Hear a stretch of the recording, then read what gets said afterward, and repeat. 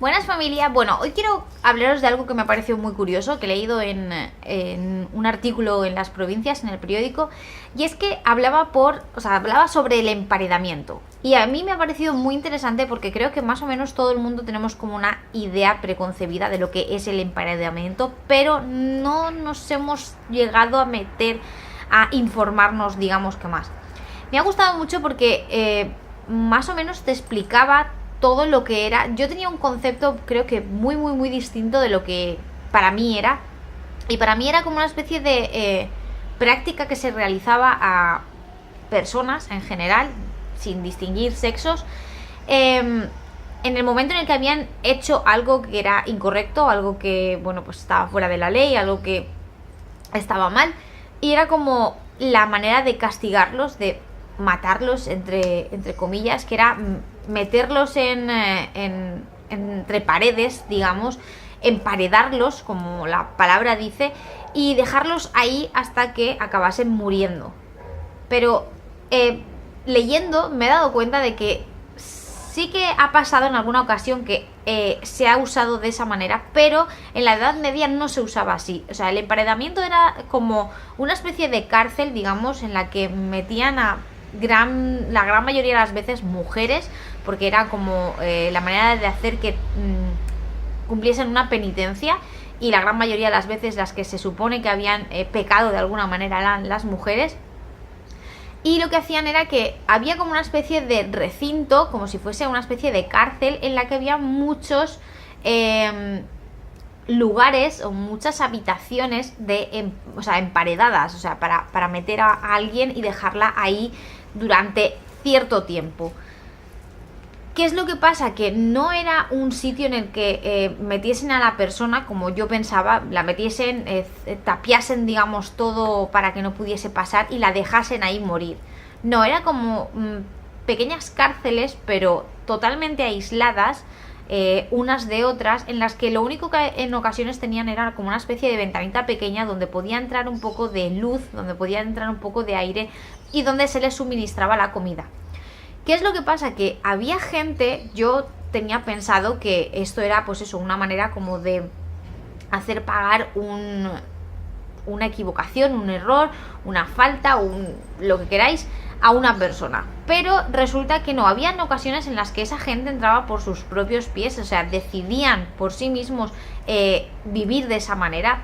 Lo que me ha hecho pues pensar un poco que era como lo que a día de hoy son las monjas de clausura, es decir, tú decides por ti misma que quieres vivir una vida sin rodearte de gente, que quieres vivir una vida contigo mismo y que no quieres una relación exterior con el mundo exterior, ni con gente, ni con nada, y entonces lo que haces es, pues eso, pues meterte a día de hoy a monja de clausura, tienes una habitación, estás allí, rezas, tienes como que todo tu tiempo para ti, para rezar, para Dios y para esa vida que tú has elegido.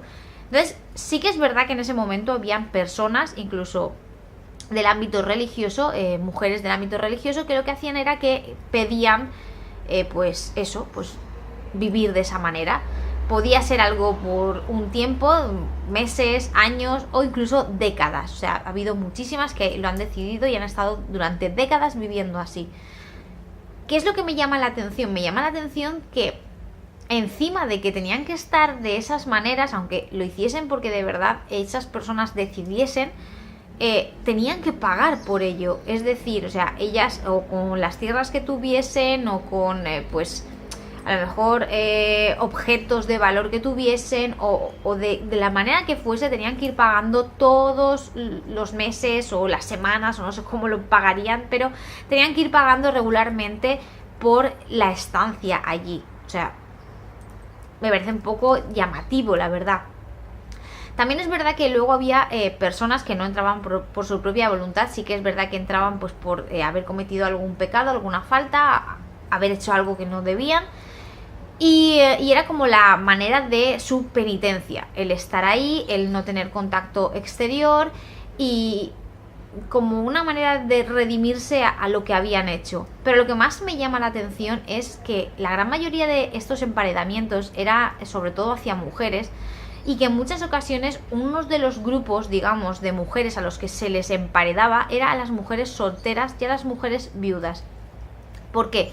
Porque llegaban a cierta edad en la que estaba mal visto y no era lo normal ni lo correcto estar soltera, y esas personas lo estaban, tanto como por si no hubiesen, porque no habían encontrado a alguien con quien estar, porque a lo mejor no quisiesen estar, o porque habían tenido una pareja que había fallecido y en ese momento eran viudas. Es decir, si tú eras una soltera o una viuda pasando X edad, estaba mal visto, y una de dos: o acababas encontrando una pareja y acababas teniendo una vida normal, para lo que ellos era normal, en pareja, o al final en muchas ocasiones podías llegar a acabar emparedada simplemente por el hecho de que te haya pillado de esa manera.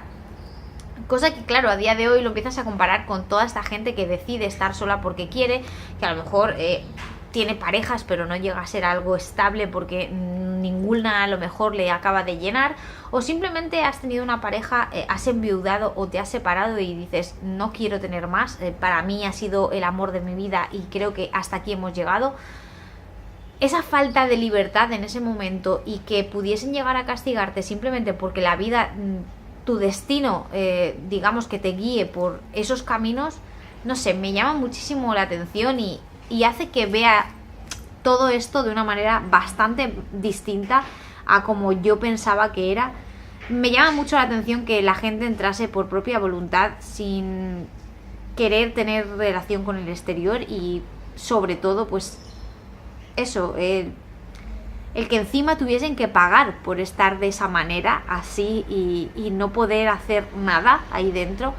Pero bueno, a día de hoy nos ponemos a compararlo y de verdad creo que la mejor comparación que podríamos hacer es el compararlo con las monjas de clausura. Es verdad, son personas que deciden por sí mismas hacer eso, dedicarse a sí mismas, a su vida, a no salir, a no tener influencias con el exterior, y bueno, en ocasiones para ciertas personas es, creo que lo mejor, porque sí que es verdad que hay gente que sabe estar consigo mismo solo y que no necesita a nadie más, y que en muchas ocasiones cuando tiene a alguien más o cuando se preocupa por los demás, a veces lo hace tanto que acaba por no disfrutar de su propia vida, por estar más preocupado por estar pendiente de lo que hacen o no hacen las demás personas.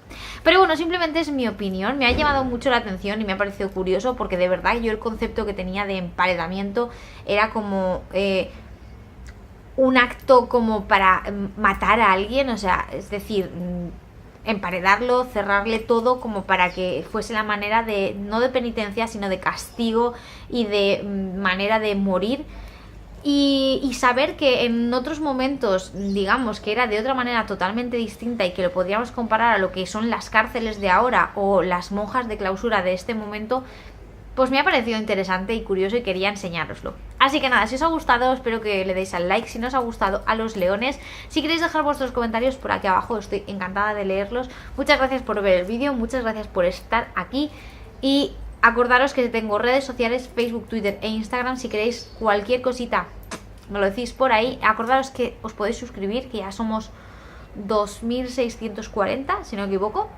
Muchas gracias a todos los que estáis por aquí nuevos. Y nada, que un besazo enorme y que nos vemos mañana. Hasta luego.